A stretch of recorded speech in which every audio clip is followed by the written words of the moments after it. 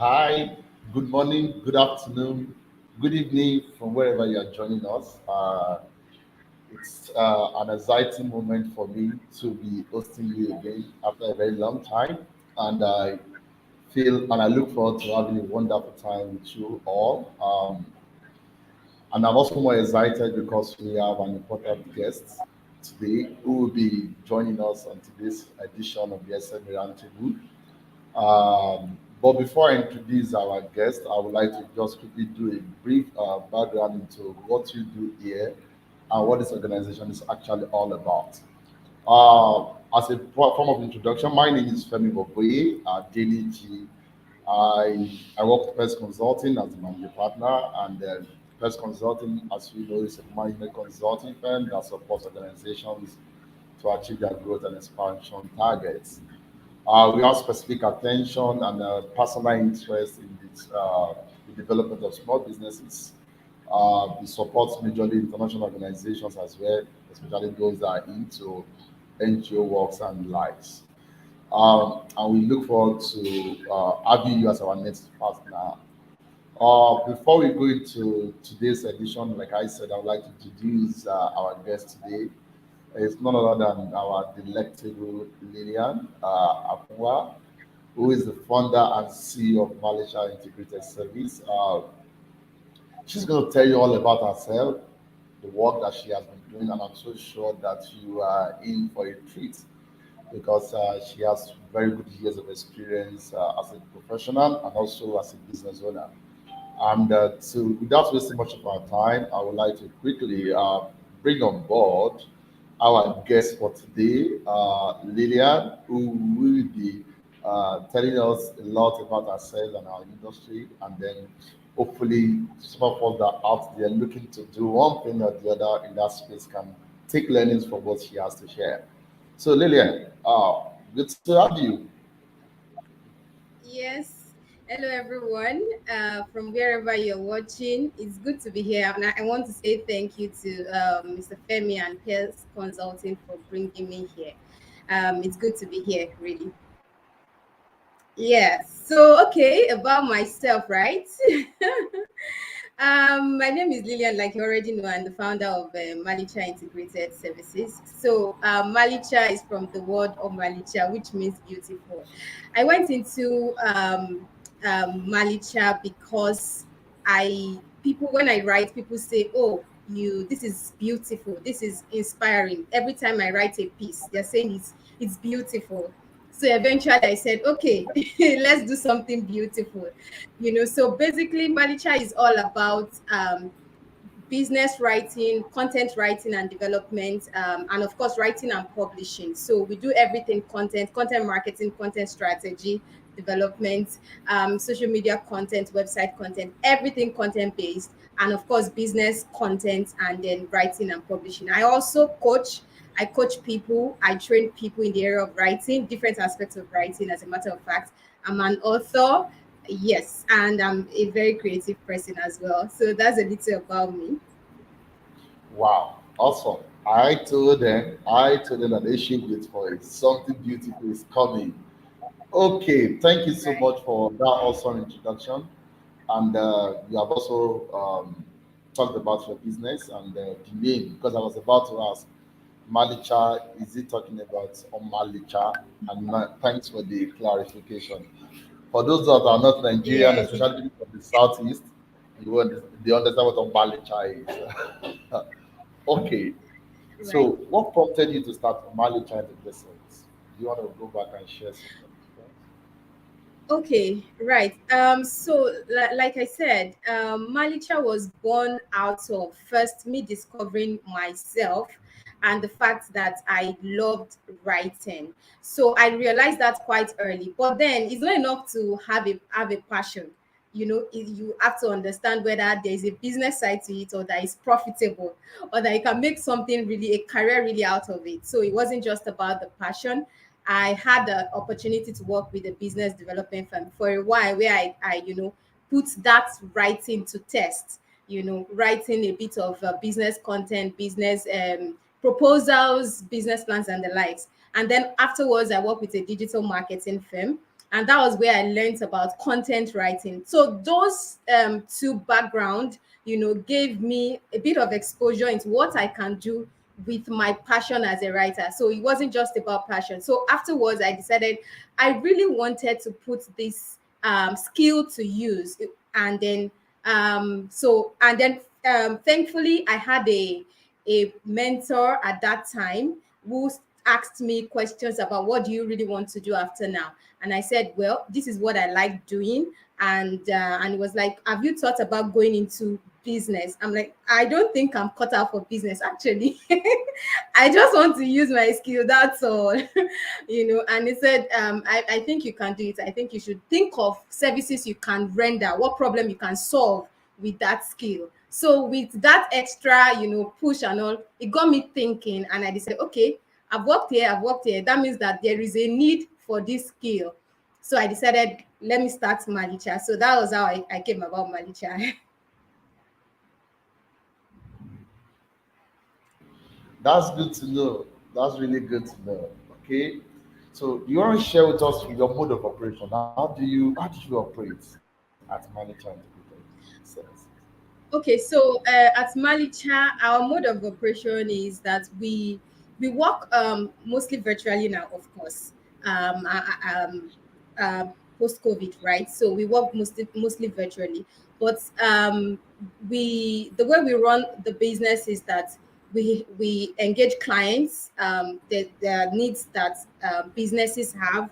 We engage clients, send them proposals. Sometimes clients are referred to us, and then we engage them, and then the communication begins.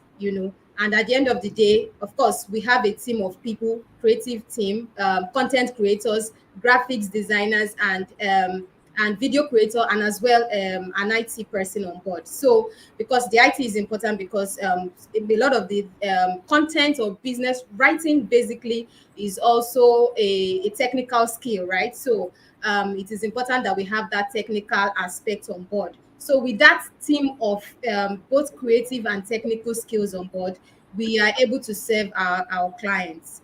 So basically, that's our mode of operation. Awesome, awesome.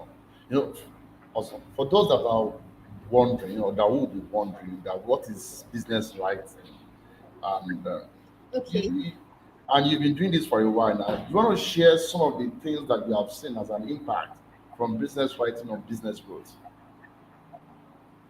Yes, I've been doing this for a while. I started unofficially before it became official. So business writing, for those who are new to that concept entirely, business writing is basically any form of writing that impacts on your business, that is for business purposes, right? So talk about things like business plan. That's a part of business writing. Talk about proposals, talk about your content, your online content, talk about your newsletters, email. Those are business contents. Talk about your brochure, right? So everything that is meant for business purposes or business communication is business writing. Because at the end of the day, as a writer or as a content creator or content writer, what you're doing is you are communicating.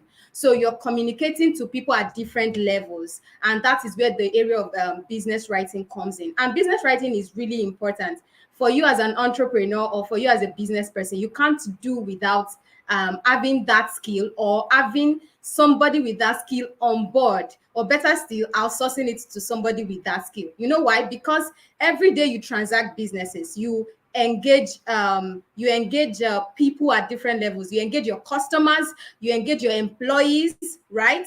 Because there's some internal communication that also takes place at the workplace. So that's where you engage your employees, you engage your customers, you engage stakeholders. Talk about investors. You engage potential people that can support your business or collaborate with you at different level. So at each of this level, there is a form of business writing that takes place. There is a form of communication that takes place. And like I said before, writing is a form of communication. We have different levels of communication, of course. You have speaking, but writing is a critical part for business. So, and it actually impacts on business, because at the end of the day, you are looking for sales, but before you get to the point of sale, there are things that happens. For instance, you need brand visibility, you need branding. You are going to need the service of a business writer to help you come up with your business brand documents, right?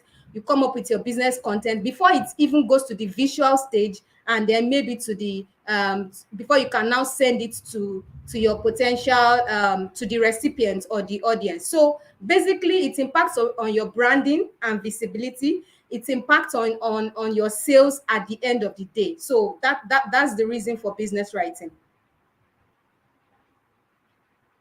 Wow, wow, that's awesome. That's really, really awesome and very good to know.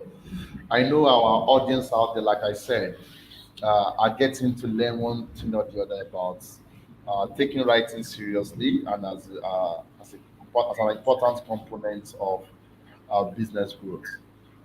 Just before we continue, as a business, Malicha Integrated Services, can you please share some of your wins and your lows for us?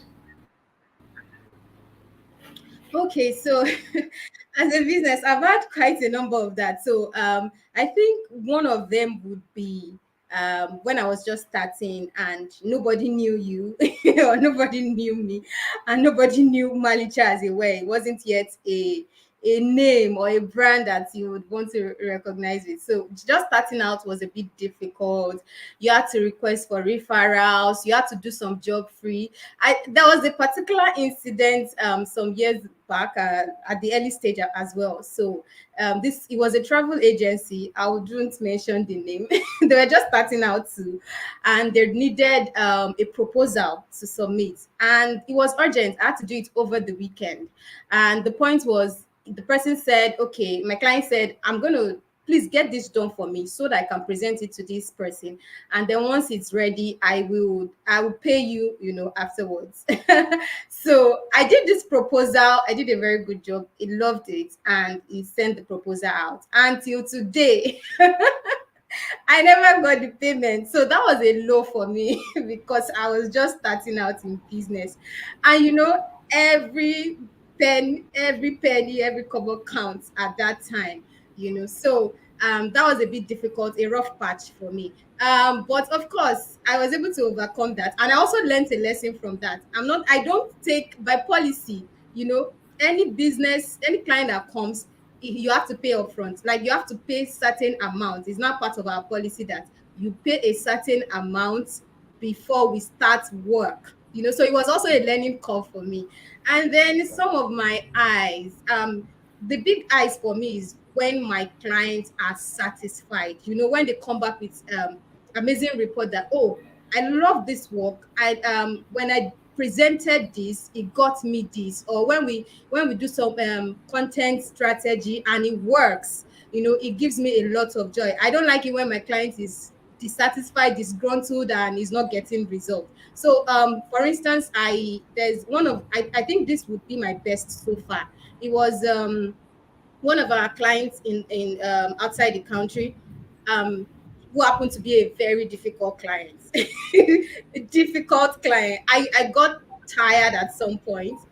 My teammates were like, can we just move on from this client? The amount of time we spend with this person, we could use it to do some other work that won't stress us this much. But the good thing was when we were able to understand that the moment we had a good understanding and business was flowing very well, communication was going well between us. It was a big joy because at some point she just sent a message. There was a particular content work we did for her, and it got her traction, and she came back and she was like, thank you so much, I love this. As in, well, by the time I read our chat, it was a first time compliment from her. I knew, okay, finally we now understand what this person wants. And the interesting thing about difficult clients is that once you know them, you would enjoy them, one, and they pay well. They pay well. So getting to win a difficult client over was a big win for me. Yeah. I think that's awesome. I think there's nothing to add to that. You have actually put it right in a very precise and concise manner that any our listeners out there can get to understand that difficult customers are usually not all that difficult. Oftentimes, they challenge us to raise the bar and become better at our Yeah. game. I think that's very Right. important. And thank you for doing that. And it has become a learning point for all of us today. So moving on. Um, so if you have people that work with you, what has been key to team management for you? Come again. You said earlier on that you have people that work with you. So I'm asking, what has been the key to team management for you? Okay, the key to team management is one, understanding the people that I work with. People have different personality, and then okay, let me even start by saying you need leadership skills to even manage a team effectively. You need your leadership skills to be top notch, and leadership is something that we all learn or build over time by serving. By serving, by functioning, you learn and then you begin to manage people. So because I have worked with teams before, I've collaborated with people, I've learned a bit of leadership skills at a level. So getting people on board first, I knew that one, I needed to also understand the kind of people I'm working with, understand their personality, and also be able to lead by example. So when I'm asking you to do something, I am not asking you because I don't know what I'm doing or I can't do that thing. Is because everybody has a value to offer, and when this is your responsibility, you just have to deliver. And I do my best to push my team to deliver, and also ensure that there is a team spirit or team bonding amongst us. So basically that's how I manage my team, just understanding them, exhibiting my leadership skills, letting them know that I am also in this. So I'm delivering, you are delivering, everybody has a value to offer for our collective success, right?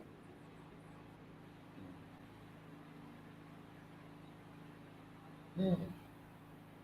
I think that's this is fantastic. I think this is fantastic. You have raised a very valid point on leadership and then the essence of it to in team management. I think that's a fantastic one. So, permit me to quickly ask you, data is data playing any role in your business? And if yes, how? Oh, data, yes, definitely. For me as a business writer or as a professional writer and content consultant, it's important. Data is important for us at work. You know, every client we have to handle, you need to get data for their business to deliver effectively. Talk about online data. For instance, if you have to do a content marketing strategy, you need data. You can't deliver an accurate or precise content marketing strategy without doing carrying out some research, right?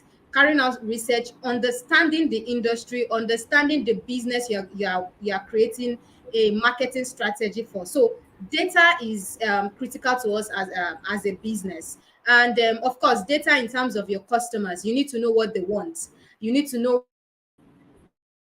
and how to meet those needs. So at we can't even do without data. That's that's just it. As a business, we can't do without data.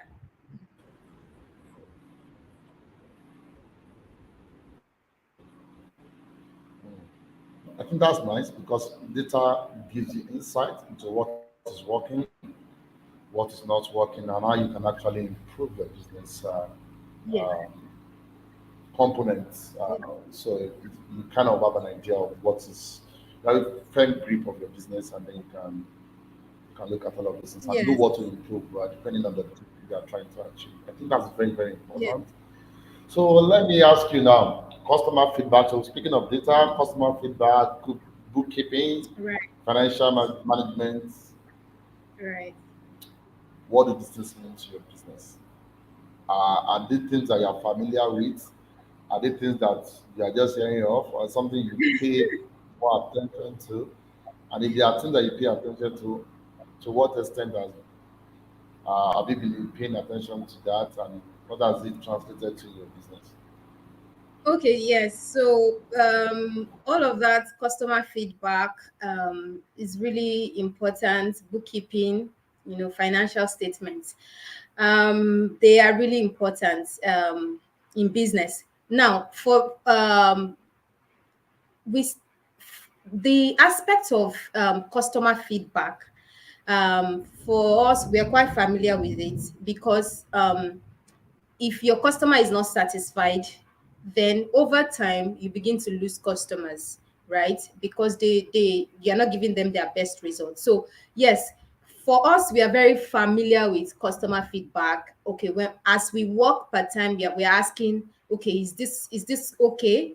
What did you get from this? Sometimes we have to do a survey, get reports, and also send reports, and then they give us feedback. So customers feedback, it is critical for us, and we understand that. The aspects of financial statement and bookkeeping, those are things I've had to learn over time, and implement in business gradually. I am still implementing it. It's a so I've had to go through some business programs, right? Recent times, and I realized how critical it is to business. So it's something that we are learning to practice more often. Even personally, I'm learning to take it more serious. It's a practice one cannot do without in business. So because you need for bookkeeping, you need your an understanding of your daily transactions, or depending on the kind of business you do. For us, we have to do like a breakdown of our transactions monthly. Just record your income and expense statements, right? You have to record your income and expenses and all of that. So all of these are important because at the end of the day, they show the actual state of your business, whether you're making profit or you're not making profit, whether you and then can show you the projection in terms of growth at the end of the day. So yeah, it is something we are beginning to practice, put into practice now.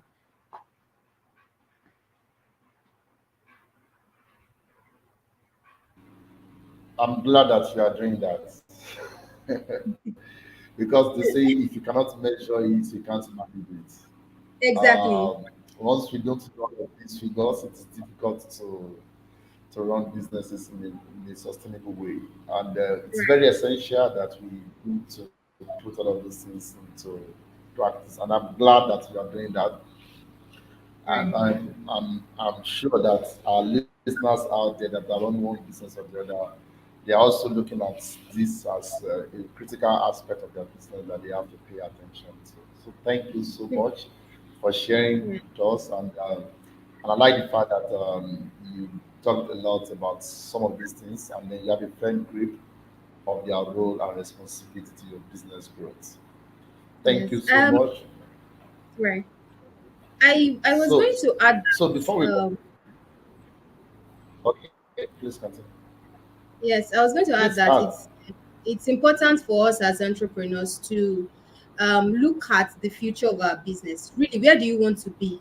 Where do you want to? How far do you want to go in business? So, if you know where you are going at the end of the day, or what the future of your business is going to look like, then it's better to start putting in those structures early. Many of us, as when we start out as entrepreneurs, we just want to make money. Offer value and make money, or solve a problem, provide a service and make money. But it doesn't stop there. At the end of the day, your growth matters. If not, at the end of the day, you may be pushed out of the industry. So you knowing where you're going at the end of the day would require that you start putting in the system and the structure, to sustain that growth. And that is why the aspect of bookkeeping, like Mr. Femi said now, is important. If you can't measure it, then you can't actually know to Out of the extent of, yeah. So it's important you're able to measure, put in the system now. You may not be very savvy in the area of financial analysis. Get somebody to help you, or just learn, a step at a time, but ensure you are recording every transaction, because they matter. You may not know now, but they matter. We are just Yeah. if I'm good enough. We are just a phone call away, right? Just Right. send the mail to us, Exactly. and Exactly. we'll be happy to help. We'll be happy to help. Right. So, Right. moving on, now we want to talk about government policies because we know that for the business community to actually thrive, the over the more, one of the most paramount things that we need to get right has to be the issue of policies that fosters growth, especially in the SME space. So I know a lot in Nigeria now, for instance, now there are a lot of policies that government is trying to put in place to ensure that businesses are able to better do business. But we've been asking this question for quite a while to understand how these policies are actually impacting these organizations. And it has been here and there, but we also like to ask you also, um, given all the policies that are around, so is there anyone that's directly impacting either positively or negatively your business? Which one is advancing you? Which one do you think is not doing good, doing so well with you? I would like to just have your feedback on that. Okay, so in terms of policy, for us, we haven't have any had any stringent policy affecting our business. And the reason I would say that is first, we are not into production, right? We are not into manufacturing. Those businesses into production, manufacturing, and all of that, they are more of and consumer goods are much more affected by policies. Um, in For us, I think the policy that is probably really or may affect us would be policies around internet use. A lot of policies coming up now and on how to make use of the internet, the kind of content they want going out there, and the kind of content that should not be out there. So there are more talks around that these days, which I think every content provider or content solution provider should start taking note of and see how it applies to you. So for now, aside from those online policies, that could affect the continuity of your business, as a digital marketer or digital content creator, there is no direct impact yet for us as a service provider.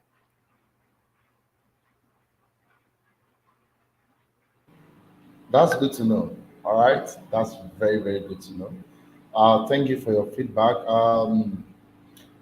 We will not we won't complete this particular edition without asking questions around the C word.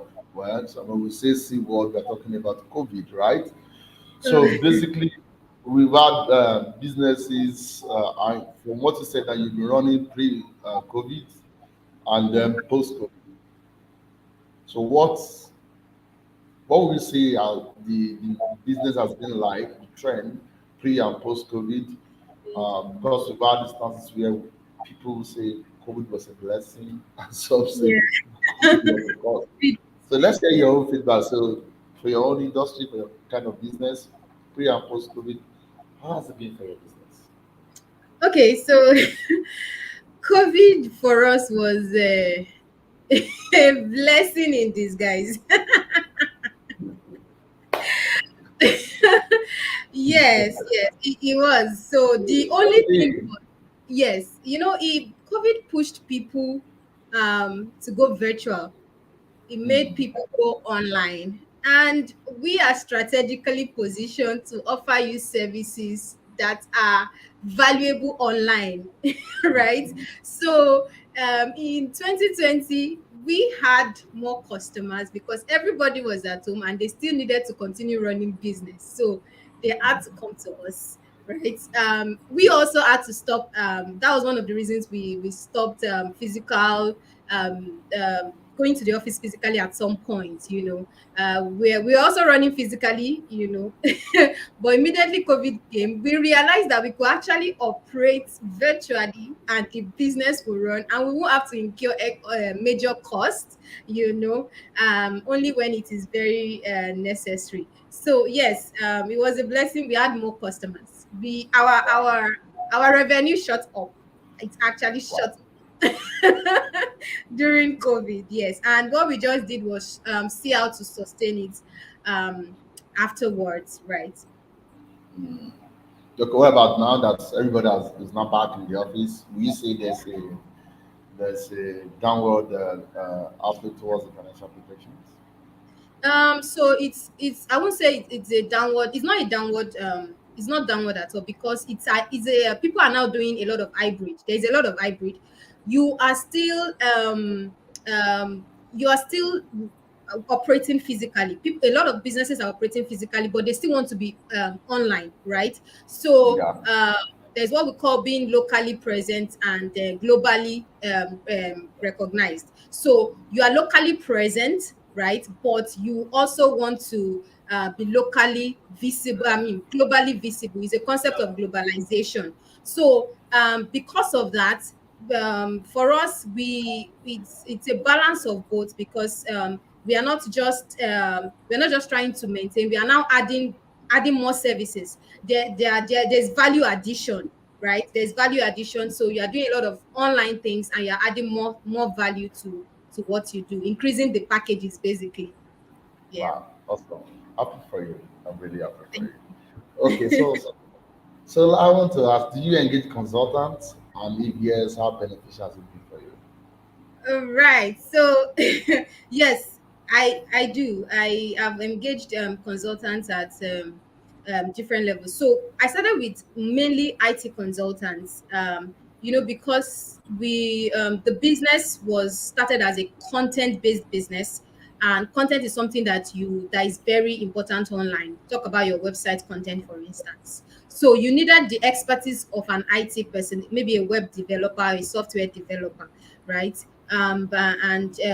Email marketing, for instance, you would need some of those IT what's it called, IT proficiency. So we had to get consult an IT person at different times. In fact, we have an IT person on board, an IT consultant on board. Yes. Then in terms of business, for the at the point where we started looking at the business growing, started looking at having a consultant on board. Now is a major consideration for me right now, as the founder of the business, because I want to take the business to the next level. And that's why we've been having discussion with Mr. Femi, Pest Consulting as a whole.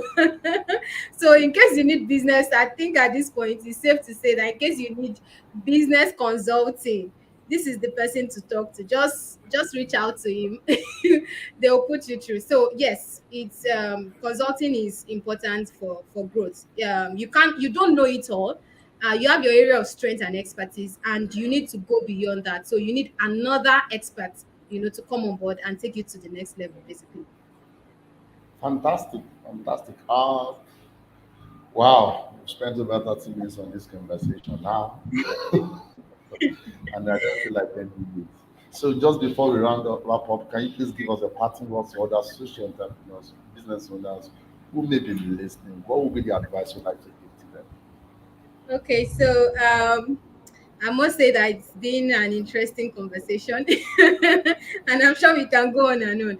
So, but I would say that as an entrepreneur, as a business person, you must understand that you are meeting a need. There must be a need you are meeting, and there must be a problem you're solving, right? Because that is what would make your to you over and over again. And that is just one. Another thing is, for you as a let me quickly put this out there for people that are interested in writing, or you're just wondering, can I really be a business writer? Can I really go into content writing? You can. Writing is not just a gift, it's not just a talent, it's actually a skill. A lot of people are learning copywriting skills today, and they are making a lot of money from it. So I am just using that to say that even your talent is not enough, your passion is not enough, your skill is not enough. You must strive for expertise, big expertise, proficiency, competence, because that is what will make you stand out in your industry at the end of the day. You need to be an expert in what you're doing. Things are changing, the trends are evolving, technology is evolving. So you have to be on top of your game. Like maintain that level, a high level of expertise and proficiency in your work, and that is what will keep you sailing from next level to another level. And finally, you can't take away the God factor. It's really important. Sometimes you're going to get stuck. Sometimes you're going to wonder, how do I solve this problem? And that's where you need some level of wisdom to come in and do things in a dynamic and transformative way, right? So thank you very much. Thank you so very much, Lillian, for your time. I'm Yeah. sure that our audience have been able to get some level of value from you, and I'm happy that we are able to do this because then everybody's able to learn one thing or the other. For me, I think the most important thing that you have raised is ability to know your job very well, identify a problem, solve a problem, and then undo, make sure that you put the right structures in place to allow you to continue to grow and get the value that is inherent to your market. Thank you so much, and I believe you also said something about maintaining a good level of expertise to remain at the top. That means you constantly push the boundary of knowledge, like my famous and popular uh, mentor, brother, and board member will always say, Fred Balogun, that we have to constantly push the boundary of knowledge and challenge the things that we already know. It's on this note that I would like to say thank you thank you for coming. Thank you for And I would having also me. like to say thank you to all our listeners and people that are watching us. In case you have questions, of course, feel free. We are streaming live on YouTube. You could drop your questions. If you have anything you want to venture, you want to go into the same business that she's doing, I'm so sure that Lillian is happy to mentor you, give you some advice on how to go about it. Just drop a message on the chat box, and then we'll get in touch with you. And until the next time that when we shall meet, I will say keep grinding, keep running that business, never give up. The sun will shine. All right, so bye bye everyone. Bye.